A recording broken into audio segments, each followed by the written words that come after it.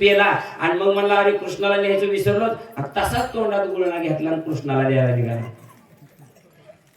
तोंडात धरलेली कडीचा गुळणा तसाच घेऊन निघाला. घरी आला, नंदवाड्याच्या बाबाच्या वाड्यामध्ये आला. कृष्णाला हाक आता मारायची तर तोंडात कडी आहे. इकडं तिकडे शोधलं, कृष्ण दिसला आणि कृष्णाला खुनवायला लागला, इकडे ये इकडे ये. त्या बाबाला काय माहित ना ते कशाला बोलवाले ते.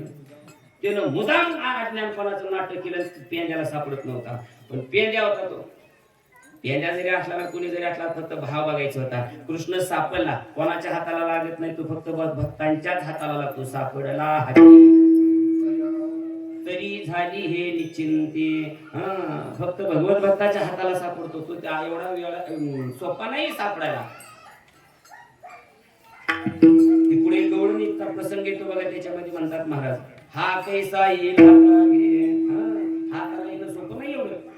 पेंड्यानं जाऊन कृष्ण धरला.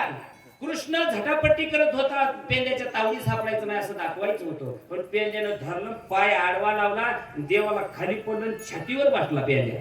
आणि बळजबरीनं हात रिकामी होते, बळजबरीनं देवाचं तोंड उघडलं आणि तोंडातला गुळणा देवाच्या तोंडात टाकला. आणि मग जेवढं प्रकरण झालं कृष्णाला विचारलं, कृष्णा कडी कशी होती, कशी लागली कडी? देव म्हणला बेस्ट, अशी चवच कुठं नाही. याच उत्तर महाराज अभंगाच्या पहिल्या चरणात येतं.